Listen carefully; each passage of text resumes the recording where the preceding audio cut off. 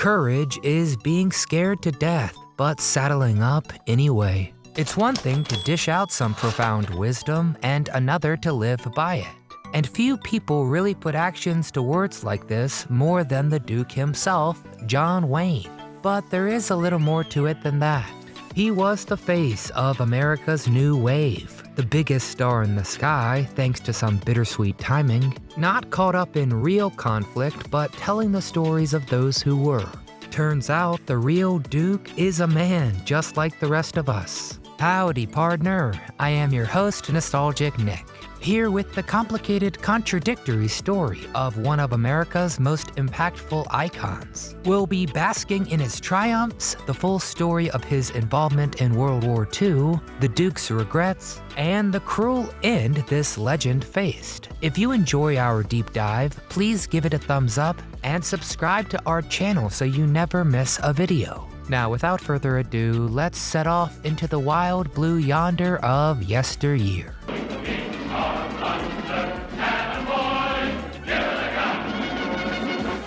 Why did John Wayne not serve in World War II?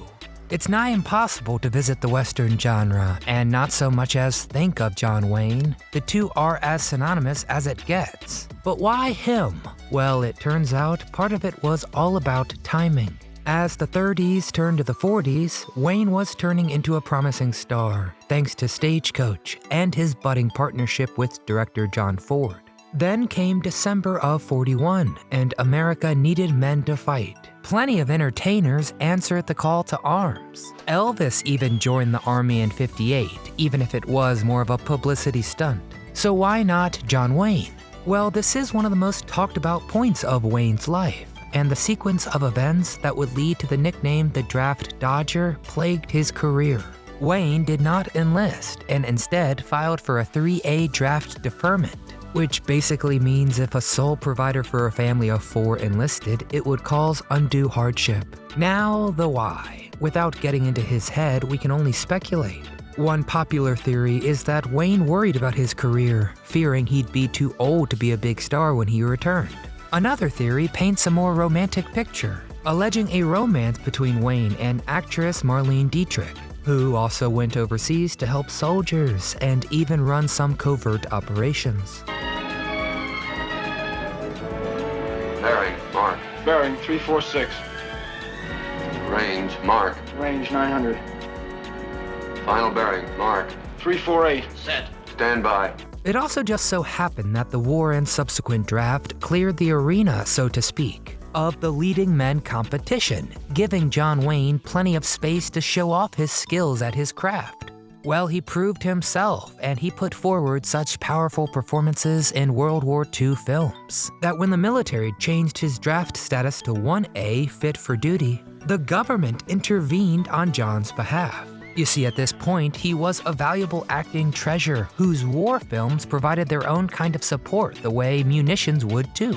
So, the government designated Wayne 2A status, which basically means, quote, support of national interest. So, whatever his reasons, John Wayne proved he could thrive and offer support right where he was. Did John Wayne and Clint Eastwood ever meet? The Western genre earned 2 titans at around the same time thanks to John Wayne and Clint Eastwood, both acting in iconic roles and making waves when they sat in the director's chair. But they had dramatically different ways of doing things that made them butt heads. The big difference came down to morality. Wayne only respected the morally good and uncompromised. He flat out refused to shoot any scenes that were dishonorable. You know, no shooting enemies in the back, no cheating, no tricks, no treason. Anything less than that was un-American. But in contrast, Eastwood was having a blast exploring the edgier side of the genre. The morally gray, the troubled, the jaded, those who have done wrong seek redemption and maybe never even earn it. Think Western Lord of the Rings vs. Game of Thrones. Now, there's an idea. Well, it wasn't an issue Wayne was at all willing to explore, and he went so far as to write Eastwood a blistering letter slamming his latest project, High Plains Drifter, saying it wasn't even remotely about the people who pioneered the West. That, Eastwood defended, was kind of the point, and chalked it up to a generational thing. These two were like the adversarial version of star-crossed, antagonistic ships in the night. For years, they just feuded from a distance until Eastwood's buddy Don Siegel directed Wayne in The Shootist. That was at the very end of Wayne's life. You must have the constitution of an ox. Oh, we'll see. Who was John Wayne's best friend? Anyone with such a firm stance on anything is bound to get some detractors, and John Wayne had his share, but there's also a small army of people who look back at meeting him and call that a milestone in their lives. Ron Howard, there's another favorite for you, was still a very young actor when he crossed paths with John Wayne in The Shootist, Wayne's last film. Howard made quite the impression on the veteran actor, who remembered him easily and said, quote, "A young fella named Ron Howard, who I think is as good an actor as I've ever worked with. He's just wonderful." Wayne teased Howard about being a big shot thanks to Happy Days. But when Howard asked Wayne if he'd read lines with him, he was charmed by the teen star. No one did anything like that with the Duke. Well, not anymore at least. After the two worked together, John was won over enough to say, quote, "I'd be proud to have him be my boy. I'd be prouder if I was his agent and he was my brother." John Wayne sort of squints at it, looks at me, looks back down at it, looks at me. He says, "Ah, big shot, huh?" John loved hanging out with his buddies in the industry, and most of his crew was made up with other guys. Except Maureen O'Hara, who treasured the exceptional status she held in his books. She once proudly recalled, quote, "He said he preferred to work with men, and he had just men as friends except for one person. Maureen O'Hara, she's a great guy."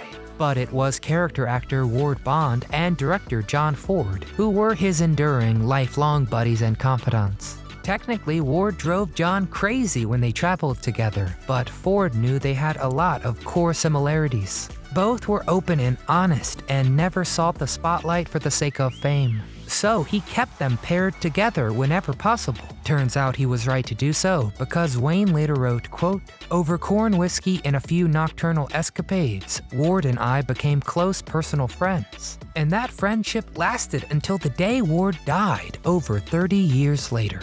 What role did John Wayne regret turning down? John Wayne was involved in over 80 films in one way or another, sometimes an uncredited actor, Get the hell off my spread. and sometimes the director of epic historical dramas like The Alamo.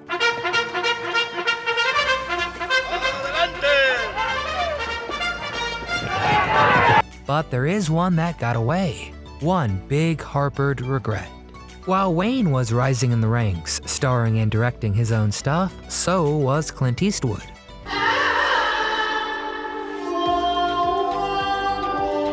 For all their similarities, the two had a very distinct style.